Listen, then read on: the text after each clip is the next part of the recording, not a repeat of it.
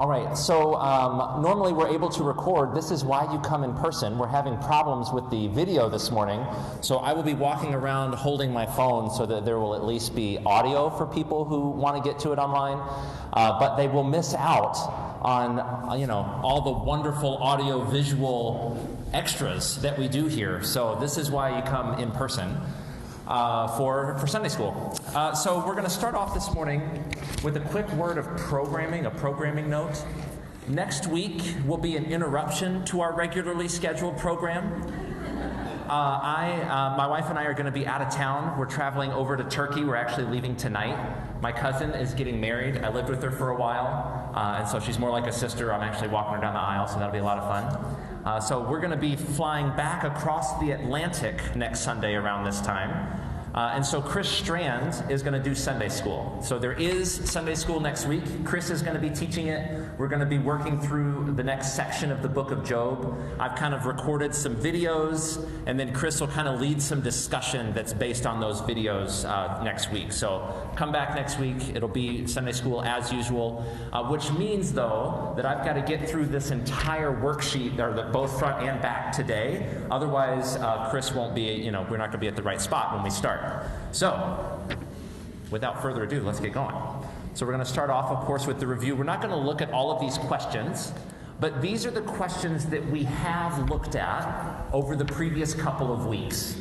So these are the questions that you should be able to kind of answer, or at least go, oh, yeah, I remember that these are the main questions in this part of the book, right? So Job chapter 1 and 2, you know that this is a first round of trials, what kind of person Job is, the nature of the wager between God and Satan, and then we ask the question, are God's policies just? Now, we didn't really answer that question, but we at least asked it when we got to Job 1 and 2, and we're kind of holding that one in our minds as we make our way through the rest of the book. And then Job chapter 2 with his second round of trials, the trial of his body. What did we learn from the second round of trials that we don't learn from the first round? Right, we talked about how it's about speech and speech ethics, and Job, and all of this, Job did not sin in what he said. Then we looked at Job 3 over the last 2 weeks. We kind of looked at it 2 weeks ago. Job cursing the day of his birth, meaning that he was angry at God that he was born. And we looked at the question of, does Job cross the line here? And was brought up last week at Job 3:25 and 26. So I'm going to look at that one real quick. That's on your handout. Job, Old Testament, chapter 3.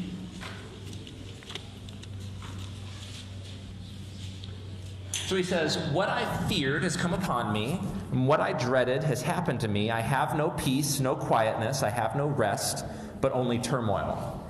And there is a question here of, is Job like let me say it this way.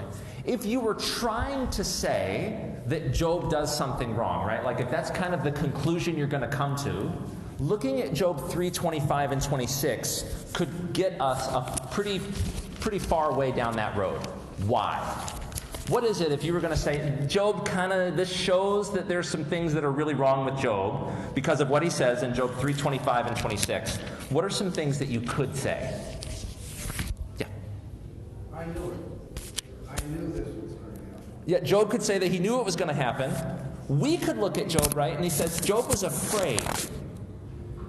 And I'm trying to tell you that Job is a righteous person, but God has not given us a spirit of fear. Right? So if you were looking at Job and saying, you know what, Job is someone who, I hear that Cooper's up there every week telling me that he's blameless and upright, fearing God and turning away from evil, but God has not given us a spirit of fear, and Job right here says that he has a spirit of fear. So Job must not be blameless. There must be another way of putting these pieces together, right? So we want to recognize the force of that argument. And that is a way of reading the text of Job. But what I want to say is that I think the author has gone out of his way to tell us from the beginning over and over again. Now remember, don't be like the friends that think that Job has done something wrong.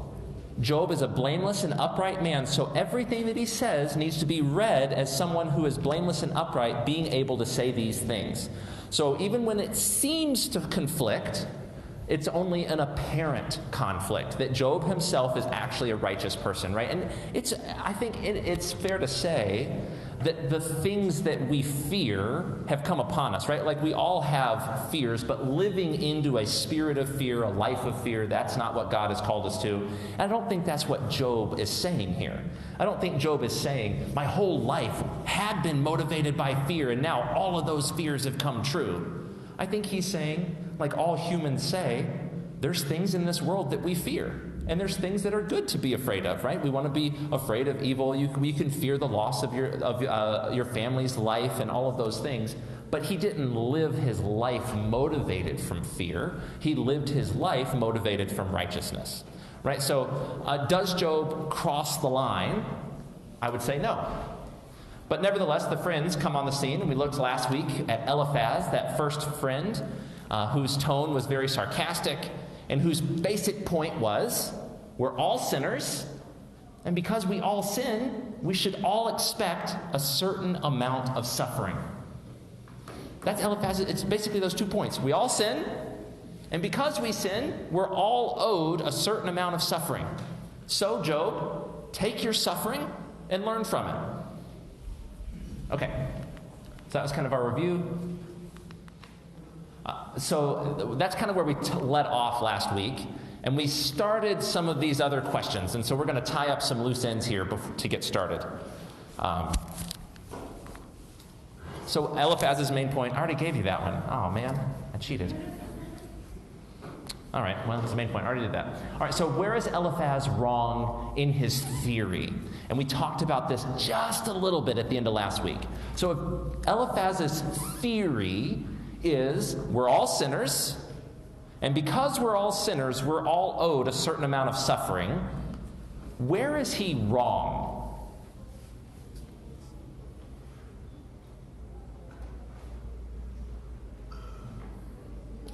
He's not wrong, right? Are we all sinners? Yeah. And because of our sin, we all bring suffering into our own life, and we're all owed a certain amount of suffering because of that sin, right? This is where it gets so tricky with the book of Job. Eliphaz is right in what he says about God. We are all sinners. We do deserve suffering because of that sin. So how do we know? Because, the Bible tells us. So where's Eliphaz wrong in his practice? So Eliphaz is not wrong in his theory, but where is he wrong in his practice?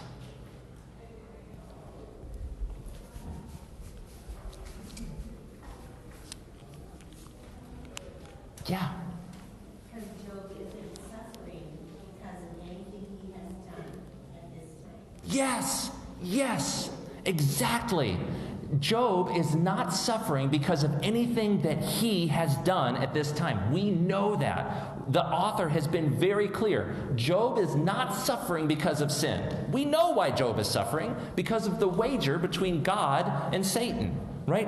And we know that it's actually Job's righteousness that's the reason for his suffering, not his sin.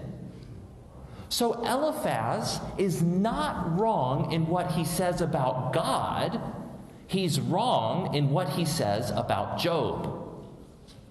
This is where the speech ethics piece comes into the book of Job. Eliphaz's tone that he has towards Job, his applying his theology specifically to Job's case without exception.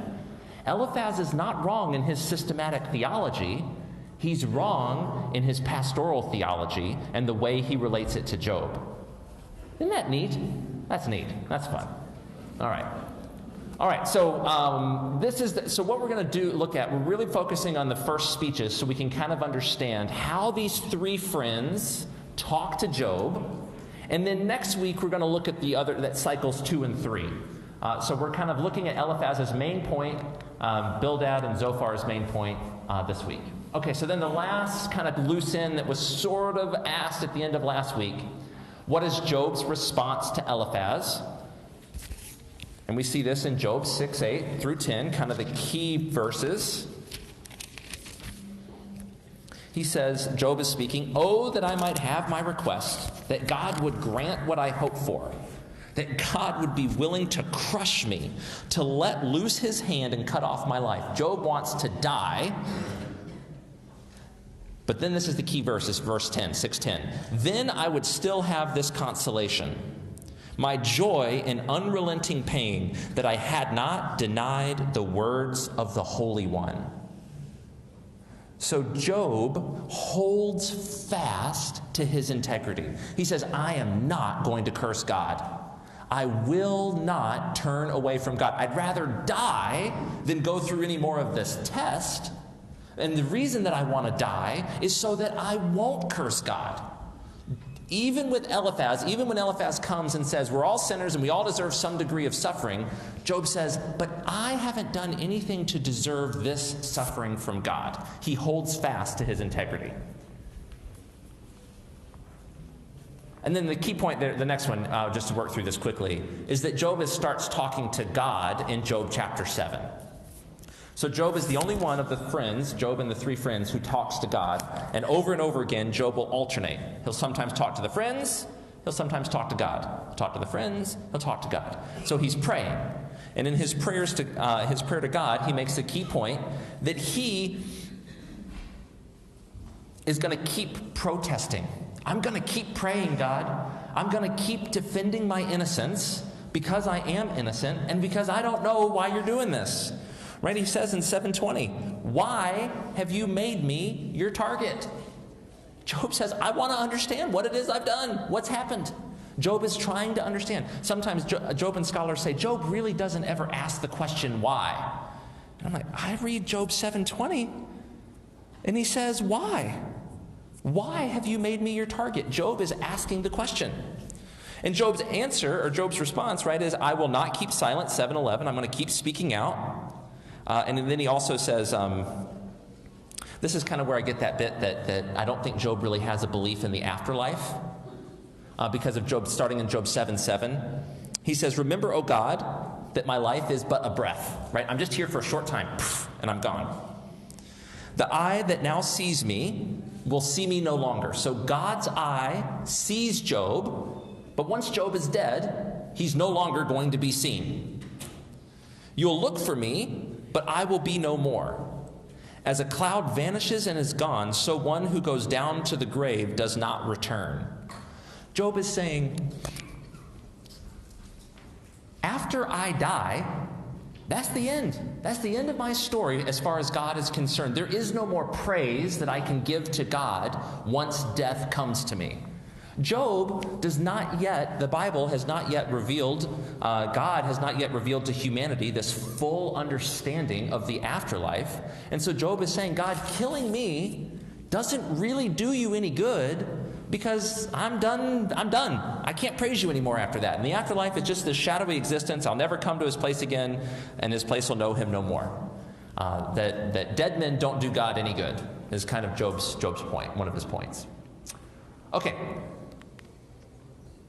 Oh yeah, look at that. I'm right to protest. And then I'll voice my concerns to God while I live because I do not know why God is treating me this way. This suffering is undeserved. Oh yeah. I remember one. Yeah. Did Job know that there was a Satan? Does he? What do you think? What do we see so far in the story? No. Job never mentions Satan. The friends never mention Satan. Job certainly at this point has no idea about the events of chapter 1 and 2 in heaven. Right? He has no idea that Satan has gone to God and God has brought his name up to Satan. He doesn't have any indication of that. Yeah, great question. Okay, so this was all kind of review and wrapping up from last week. Any other questions on that? Yeah, Dale. So, how about Job 19, 26, 27? Yeah, that's going to be next week. Oh. I'm going to let Chris answer that one. Yeah, so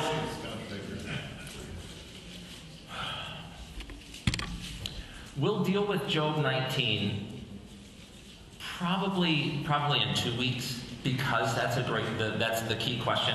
Job 19 is probably the most difficult passage in the whole book on all kinds of levels. One, English translators have to make it make sense in English, and I hate saying that because it makes it sound like, oh, unless you know Hebrew, you can't really read your Bible. But if you compare the different translations, you realize that they're all, the English translations, you're like, they're all over the place on what they're doing with Job 19. And they're trying to figure out and accurately communicate what's written and what it's trying to say. And so when we look at Job 19, we're going to have to figure out exactly how that fits.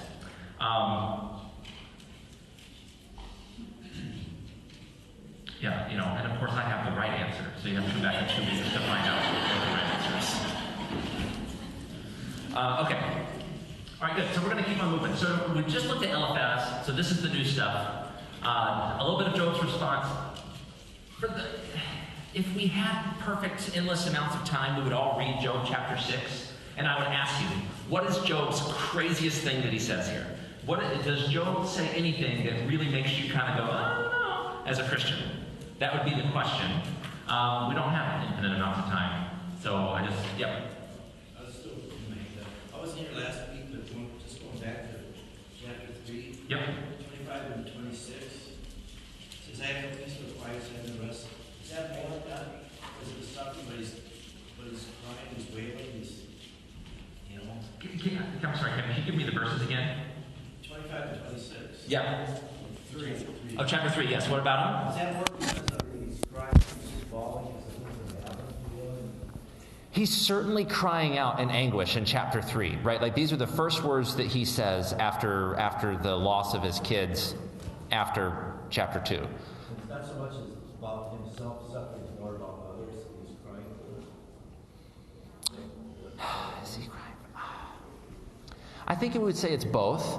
I mean, he's certainly crying because of his own suffering that is included with the fact that his kids suffer, right? Like when your kids suffer, you suffer, that kind of a thing. So it is crying out for their suffering, which is part of his suffering. Does that answer your question? Okay. All right, so Job's the most extreme claim. So let's look at Job 6:4. So this is Job talking back to Eliphaz. And I tried to find some of the most extreme claims. So I want to look at maybe two. First, Job 6:4, where Job says, "The arrows of the Almighty are in me. My spirit drinks in their poison. God's terrors are marshaled against me." Whoa. That's pretty strong language, right? That's really strong language. Again, if someone was praying that prayer on a Sunday morning before our offering, you'd start playing the piano music and thank you so much, we're done, right? But this is Job talking to Eliphaz about God. And so we have to ask ourselves, is this crossing a line? And ultimately, I don't think this one really gets close to really crossing the line, in part because when we look at the book of Psalms, we see the Psalms using very similar language about God being the cause of their suffering, especially something like Psalm 88, which is one of the darkest Psalms. It is the darkest Psalm in the whole book. And it talks about God being an enemy, and these are accurate expressions of their experience, right? I feel like God is my enemy. I feel like God's arrows are pointed right at me and they're ripping me apart. That's true language, and it's extreme language, but I don't think it's over any lines, right? We're seeing a lot of this language in Job 6:4 is right in line with the rest of the Psalms. But maybe there's something in 7:17 through 21. And so this was the other one that may be kind of extreme. Remember, I like looking at this as we go, because we get to the end of the book of Job, and God obviously has some very corrective words for Job. So Job must say something that deserves correction. He also says something that he has to repent of, but he also says something that's right because God tells him, tells the friends, you haven't spoken to me what's right like Job has. So I like to look at this kind of stuff. What is it that Job says that's really extreme? So 7:17 through 20 says, what is mankind that you make so much of them, that you give them so much attention, that you examine them every morning and test them every moment? There's a really neat allusion here with the Psalm, with Psalm 8, where it says, what is man that you are mindful of them? It's just ignore that. That's too much. We can't go into all that today. I'm not going to give Chris enough time. Next time we go through the book of Job, we'll look at that. Okay, so what is mankind? So he's saying, God, why are you making such a big deal about humanity? Right? Why is it that you're going to test them every moment? Will you never look away from me? Will you leave me alone just for an instant? If I've sinned, what have I done to you, you who see everything we do? Why have you made me your target? Have I become a burden to you? Why do you not pardon my offenses and forgive my sins? For I will soon lie down in the dust. You will search for me, but I will be no more. So he asks God, he says, God, listen, I'm not saying I'm innocent. Right? I'm not saying I'm sinless. I'm not saying I'm Jesus. I'm not saying I'm perfect. What I am saying is, I have not committed any sins to the level that deserve this amount of suffering and retribution. And here's the thing, that's hard for us to hear, but it's right because of the book of Job, right? Like, we know that that's exactly true, that Job has not committed any sins that deserve this level of punishment, that Job is only receiving the suffering because of his righteousness.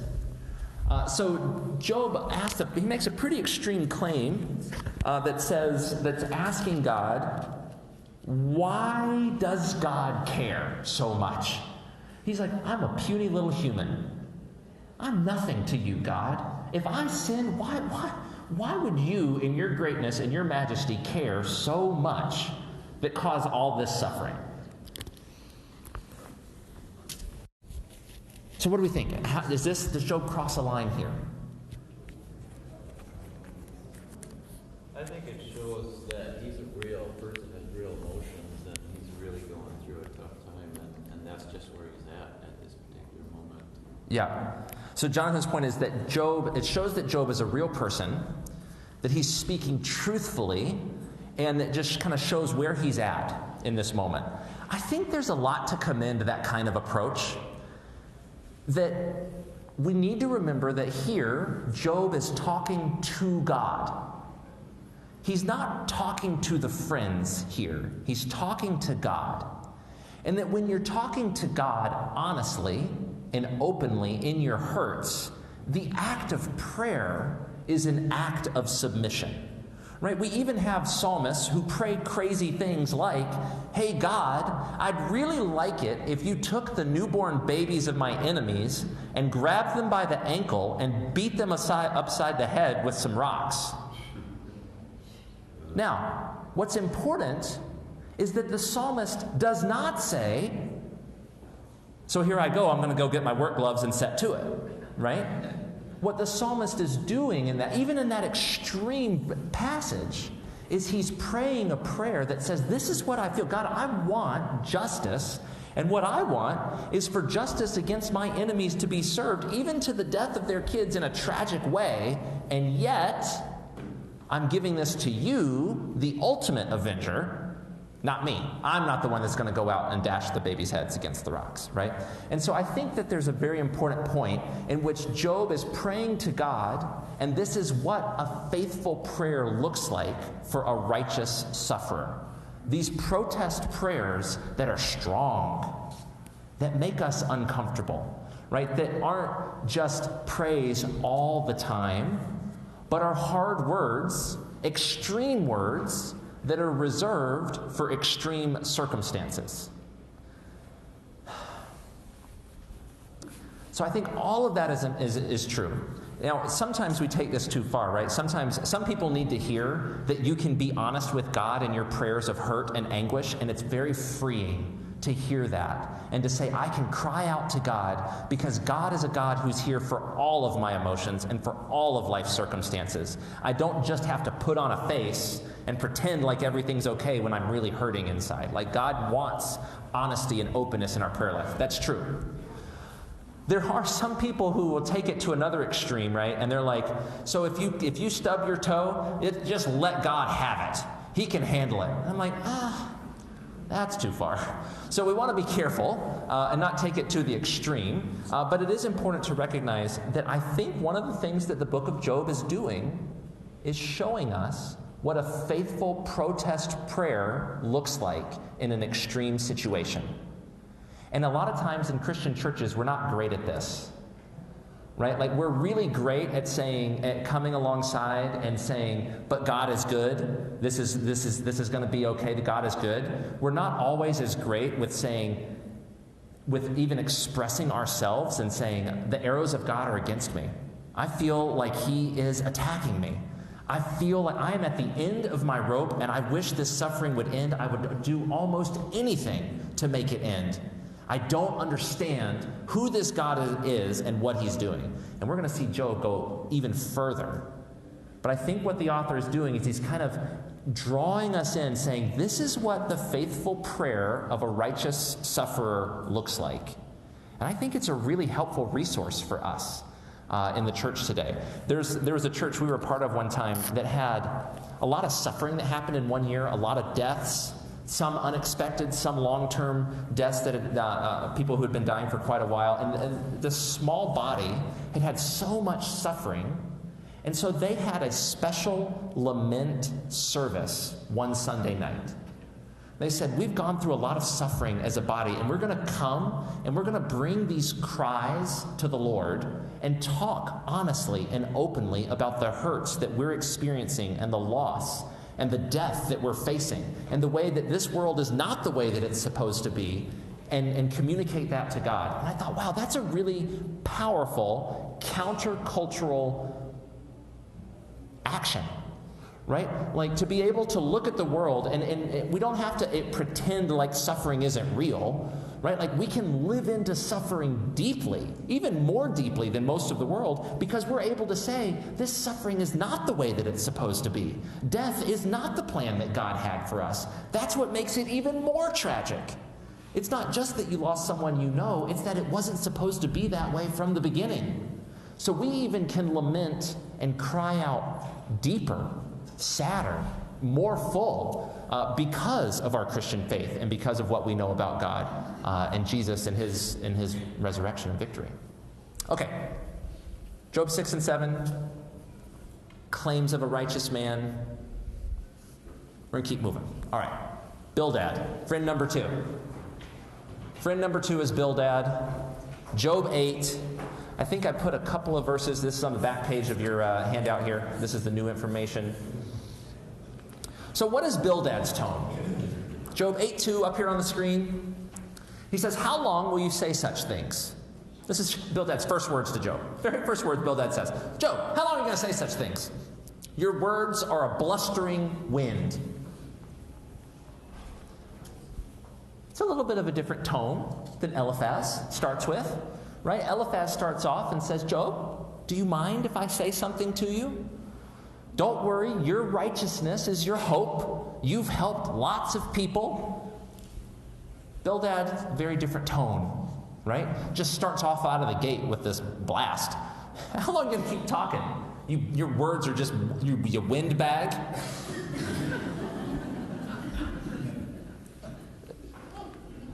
And then Bildad gets to his point in 8:3. This is kind of the key point for Bildad. Does God pervert justice? Does the Almighty pervert what is right? Okay. So this is Bildad's main claim, is Job 8:3. He kind of expands on it in the rest of the chapter. Someone maybe take a stab at it, paraphrase it for us. What is Bildad's main point? Eliphaz's point was, we're all sinners, so we all deserve some suffering. What is Bildad's main point? No wrong. You don't get any points taken off if you're wrong. Yeah. God doesn't make mistakes. That's right. Yeah, God doesn't make mistakes. Exactly. Yeah, God is just. Yeah, because obviously these are rhetorical questions. He's not expecting Job to answer. Does God pervert justice? Of course the answer is no. Does the Almighty pervert what is right? Of course not.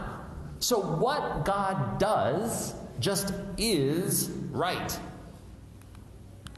So Job is wrong to protest his suffering because God is just. And so what comes from the hand of God is right. Bildad starts from the other end of the equation, right? Eliphaz says we're all sinners, so we all deserve suffering. Bildad starts on the other end and says God is just, so anything that happens comes from God, and suffering follows sin. And of course, they bring the kids in again, right? When your verse 4, when your children sinned against him, he gave them over to the penalty of their sin. Bildad just straight up says, your kids died because they were wicked. They were wicked, so God killed them. Because destruction follows sin, everything God does is right. God caused their death, therefore he must be right, therefore they must have been sinners.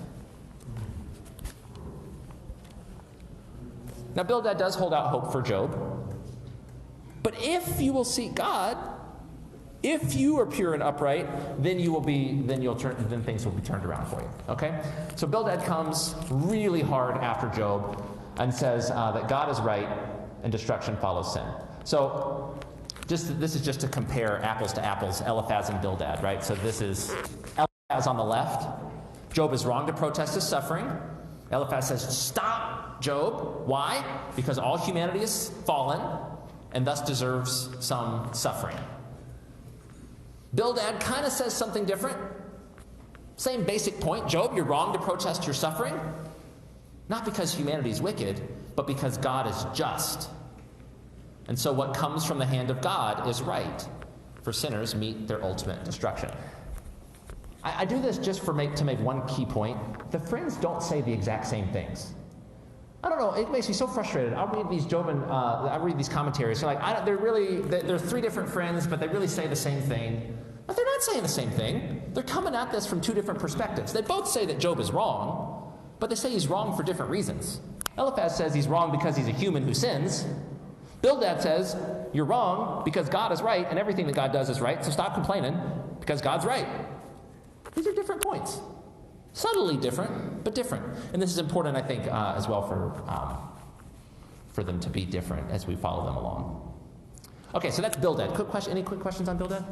Yeah, Paul? Well, I guess my question would be a more general one. Why would God withhold the fact that he and Satan have this bet going? Oh, that's a great question. Let's ask that when we get to chapter 43. Yeah. It's a key question. It's a key question. And we're supposed to know that. We're supposed to know that Job doesn't know what we know. The book goes out of its way to tell us that. But we're not there yet. But that's a great question. That's exactly the question we're supposed to be asking. Because, well, here's what's crazy. God does give Job an answer. But he doesn't give him the answer that we would expect him to give based off of what we know to be the reason for Job's suffering. It all fits together at the end. Yeah. Go back to chapter 1. It doesn't describe that Job's kids were sinners at all. At all. That's right. He's just completely assuming it. Yeah, and he's friends of Job, so you would think he would know his kids. That's right. Don't we do that even in our society now? Oh, yeah. And that's the thing. Their theology is forcing them to say things about Job and his family that we know aren't true, and I think that they know aren't true. Because, we could do the same question. So Bildad says, God is just, so everything that comes from God's hand is right. That's Bildad's theology. God is just, everything that comes from God's hand is right. Where's he wrong? Where's he wrong? Is God just? Absolutely. Does everything that comes from God's hand right? Absolutely. Bildad is not wrong in what he says about God. He's wrong in what he says about Job and what he says about Job's family. It's that speech ethic thing, right? Like, they're so focused on right theology that they have just completely ignored loving each other and loving Job and treating Job rightly. Yeah, Mike? I want to come back to a question asked earlier. So Job knows that there is a seal. Does he know that there is a Satan? We don't have any evidence one way or the other about that. We know that he has no knowledge about the Satan going to God and the wager and all of that. How is, so if he's considered, the follow-up question to that, so if he's considered righteous, what's the measure of unrighteousness? How does he know what is wrong? What is just and unjust, what is righteous and unrighteous? If there's no measure, he must have some sort of, you know what I mean? Yeah, so we would say, how does Job know what is righteous and unrighteous? We'll see in Job 29 through 31 that he'll talk about his righteous actions and activity that's expressing his righteous character. I mean, I think we would say it's something like he knows what righteousness is to the extent that it reflects the character and essence of God. Like even in Job 1, Job is blameless and upright, fearing God, and turning away from evil. And what are the kinds of things that he does? He goes and he offers sacrifices for his kids because they may have cursed God in their heart. So it's like he is rightly related to God. He's rightly related to his family. He's doing sacrificial things. So I think that's how he knows what's right. And so the wrong would be the opposite of that, not doing those kinds of things. But he doesn't have a notion of... Let me say it this way. The text doesn't say anything about him having an idea of Satan. It's just irrelevant for their point. Yes, Krista. Verse 6:4. Yeah. Do the friends know that those prayers that he's praying, or is it do they know more of a watered down version of his complaints? It seems like what we're supposed to get from the situation is, do the friends know about his prayers to God? It seems like what's happening is kind of like in this class, right? Like right now I'm talking to all of you. But if someone were to ask me a question and then I were to go, oh Lord, how long will you put these people in front of me? Right? Like I'm talking to God, but you're hearing me. And I know that you're hearing me, and you know that I know that you're hearing me, right? And that kind of thing is happening. Like they're listening in on Job's conversation with God, and because we're not going to go into all this, but they kind of allude to some of his prayers in different times, like you've said this, and then it comes out later. Yeah, that's a great question. Yes, Renee? Maybe it doesn't matter that he knows whether there's a wager or not. It sort of gets to the whole point of why things happen in your life and whether or not you believe it's being done to you by God or you need to know. Yeah. I mean, maybe it's irrelevant if he knows that there's a statement that there was a wager. Right. Great points. We'll talk about those later. All right. So now we're going to look at Job's response to Bildad. And this is important because we get a brand new theme in the book. And Job just takes it and runs 100 miles an hour with it. It's really fun. So Job's response to Bildad. He says, I know that this is true. I know God is just. I know that what comes from God's hand must be right. But how can mere mortals prove their innocence before God?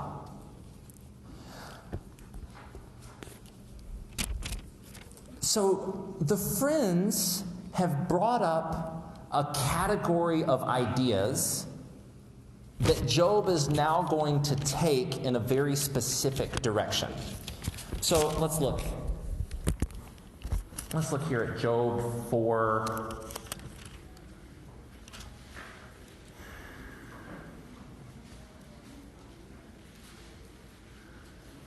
4, 6, and 7 maybe. So this is Eliphaz, the very first speech of the friends. Eliphaz says, should not your piety be your confidence, and your blameless ways your hope? You being blameless is going to be your hope. And then he says, consider, who being innocent has ever perished? So Eliphaz, that's who's speaking here, says, what innocent person has ever suffered? So Job picks up on this language in 9:2 and says, okay, but how can a mere mortal prove that they're innocent? Eliphaz, I agree with your point. If someone is innocent, they don't deserve to suffer. So how then can I prove my innocence? And so what Job is going to do, he really starts becoming captured with this idea of proving his innocence, and he's going to start exploring this idea of taking God to court, putting God on trial. So we get 9, 2 through 3. So let's look at verse 3. Even though a mortal wished to dispute with God, the mortal could not answer God one time out of 1,000. He says, here's the problem. How is it that I'm supposed to prove my innocence? Because anytime someone, a human, a person, tries to answer God, they're not going to be able to respond even one time out of 1,000. They're not going to be able to give him an answer. They can't respond. They can't take God. Nothing they can do is going to make God respond to trial, to these accusations. And then it goes into all of this description of God. His wisdom is profound. His power is vast. He shakes the earth. He does all of these wonderful, amazing things. So how then can I dispute with him? Verse 9:14. How can I find words to argue with him? How can I take God to court? I'm innocent. I want to prove my innocence. How do we prove innocence? We go to court. Okay, I'm willing to go to court. How do I get God to go to court? Though I were innocent, I could not answer him. I could only plead with my judge for mercy. And then he says, this wouldn't even be a fair trial because God's so strong, he would just make me say whatever I needed to say to get him off the hook.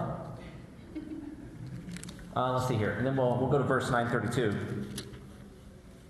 He's not a mere mortal like me that I might answer him, that we might confront each other in court. Let's explore this for just a minute. So what is it that Job is wanting to do? Just try and think through the characters in the law court. Who's going to be the plaintiff making the complaint?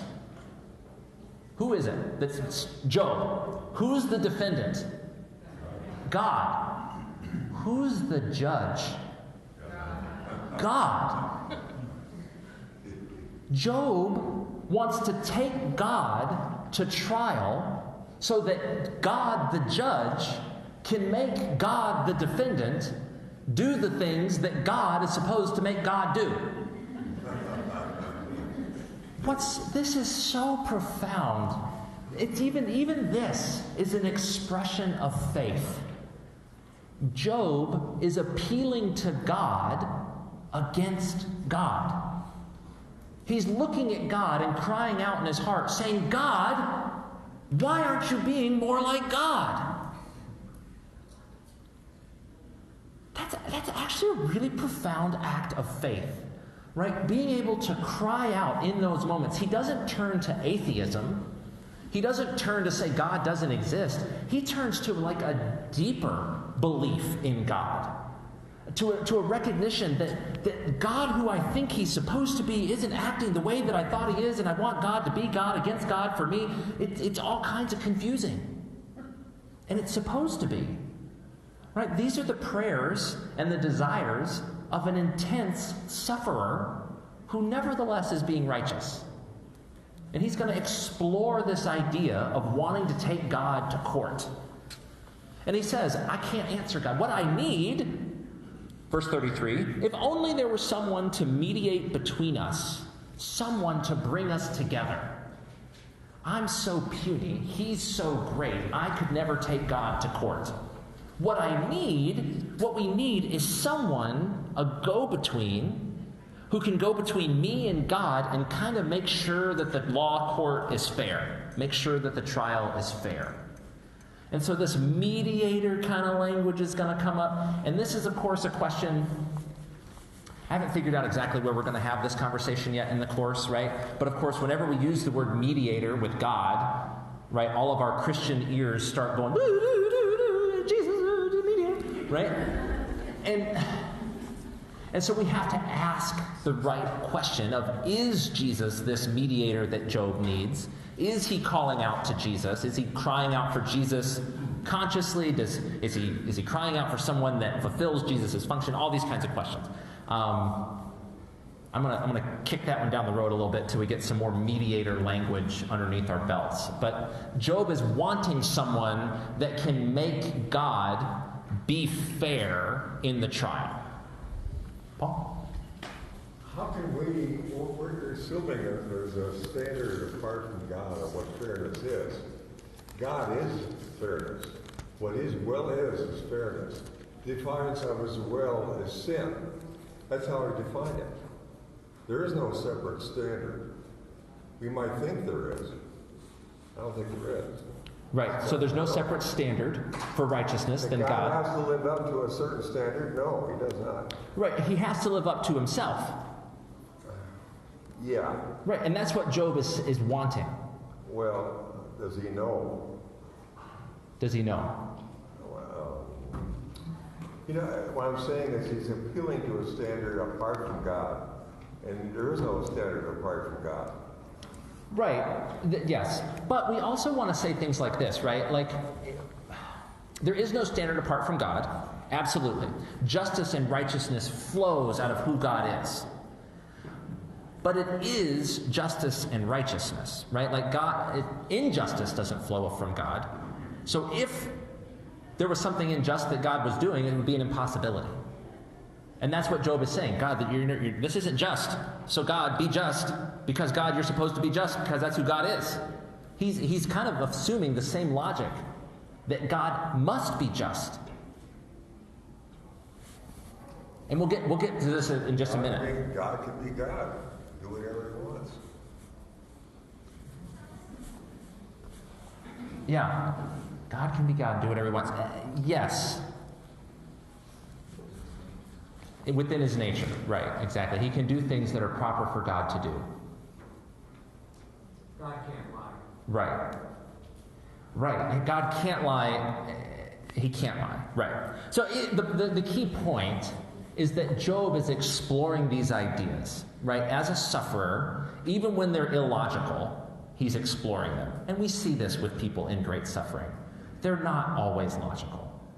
Right? They're great suffering. There's moments of clarity.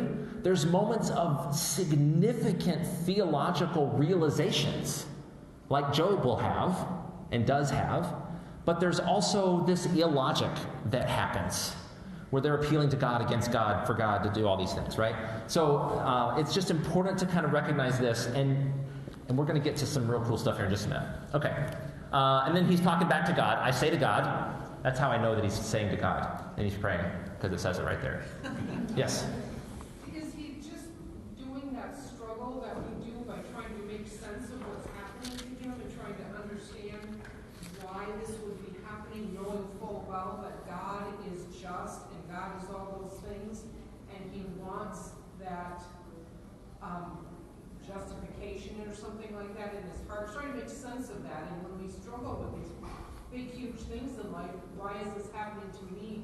And instead of saying, all of this is happening to me, and I know God is just, so there must be no God. Right. He's saying, God is just, and I need to understand. Please help me work these conflicts out. I don't get it. I'm having a hard time. He's certainly struggling. He's struggling because he wants to know why.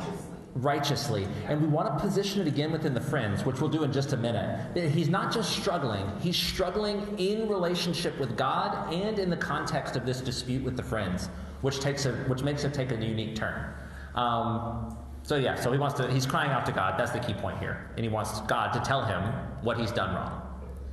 I have no chance of winning a trial, right? My protest is valid, but I have no chance of winning a trial. This is kind of Job's response. So this is where it gets really fun, with Job going off the rails. Okay? So what are some of Job's most extreme claims in 9 and 10? Let's look at 9:22 through 24 up on the screen if you want it. I'll read 9:21. He says, although I'm blameless, which is true, and I have no concern for myself, I despise my own life. I wish I wasn't alive. It's all the same. There's no difference. That's why I say, he, God, he destroys both the blameless and the wicked. When a scourge brings sudden death, he, God, mocks the despair of the innocent. When a land falls into the hands of the wicked, he blindfolds its judges. If it's not him, then who is it? This is some pretty extreme language about God. He says that God mocks the despair of the innocent. He says that God blindfolds the judges, right? That God is making injustice happen, that he is not on the side of justice and righteousness. If it's not him that's doing all these things, then who can it be? So if we were going to put a true or false next to some of these statements, true or false, God mocks the despair of the innocent. That's false, right? This is where Job has to repent. We're going to say things like, that's false. God blindfolds its judges in the sense that he's not on the side of justice. I think I'm going to have to say that's false. So the friends are right in what they say about God, but wrong in what they say about Job. Job is wrong in what he says about God, but right in what he says about himself. So how do we get there? And we'll skip that one. We're going to do, this is what I think is one of the key parts of the book of Job that you picked too. Panera. I don't know if you noticed, everything has to do with food, right? At the beginning, the first week, we talked about how the book of Job was like a quesadilla and pot roast and all of that and Pop-Tart. So this is from, you picked two from Panera. And this is the underlying assumption in the book of Job between Job and the friends. You've got these three ideas: Job's suffering, God's justice, and Job's righteousness. And you can only have two of them.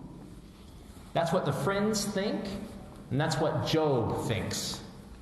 Right? So for the friends, of course they recognize that Job is suffering, and they also are going to strongly affirm God's justice. So they look at Job and they say, Job, you're suffering, God is just, therefore you must be wicked. Because we can only get two. So you must be wicked. So they deny Job's righteousness. They start this scheme, right? Eliphaz and Bildad start this scheme in the book. They say, Job, this is the way that the situation works. And this is the way that it works. And Job then is forced into a corner. And he says, okay, if that's the way that it works, then my only option is to deny God's justice. Because I'm suffering, and I know that I'm righteous. I am innocent. I have done nothing to deserve this suffering, and we know that that part's true. And so then Job says, well, if I can only get two of them, then I guess I'm left having to deny God's justice. That God blindfolds the judges, that he despairs at the innocent, that there is no rhyme or reason to the way that this world happens. Job also believes in this triangle and winds up denying God's justice. Okay, questions? Saw a question back there. Nathan? Well, I was going to ask something, but you kind of answered it. Oh, I love that. It seems that throughout Job's reply that he kind of understands what Bildad and Eliphaz are saying. And he's kind of like, I agree with you that suffering comes from sin. And I agree with you that everybody has sinned or whatever. But he's like, what DJ was saying, he's having that confusion and inner turmoil, like, what did I do? He's trying to find what he's done, and he's trying to figure out why it's happening. Right. He's like, I get the systematic theology part, but the way we're putting it together, it's not making sense. It's not working. It's not on the ground working. And so I'm going to deny God's justice. So this is the basic pattern. Yeah. So if he's denying God's justice, doesn't that blacken his righteousness? Yeah, it doesn't. So that's going to be the question that we have to ask, right? So when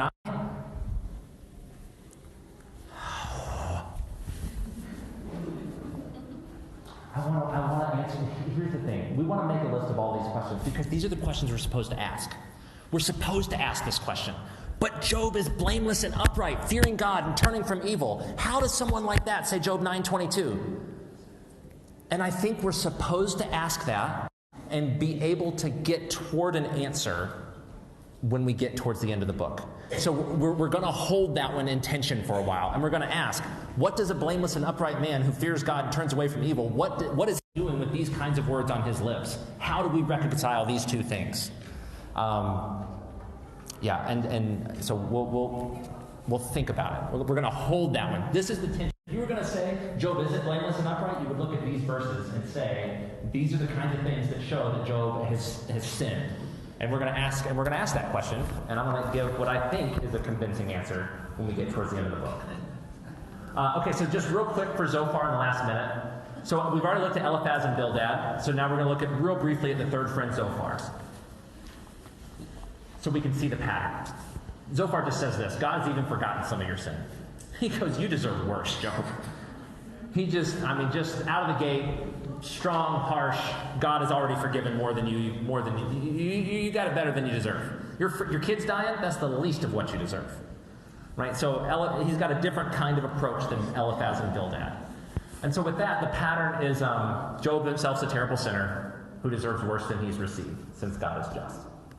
So that's kind of the pattern that we'll see for the friends in this dialogue cycle. So next week, we've looked briefly, I know it doesn't feel briefly, but we've looked briefly at what each friend has said, so we kind of understand their key point. Next week, we're going to see that the book of Job was not content to stop there. It had them go through this cycle where they all get a second chance to say the same thing to Job. And then some of them even get a third chance to say the same thing to Job. And we're going to ask why. Why does the book of Job, which doesn't waste words, have 2 and 3 cycles? And so that's going to be the discussion for next week, looking at this pattern and asking a little bit more deeply, why do we continue with cycle 2 and 3?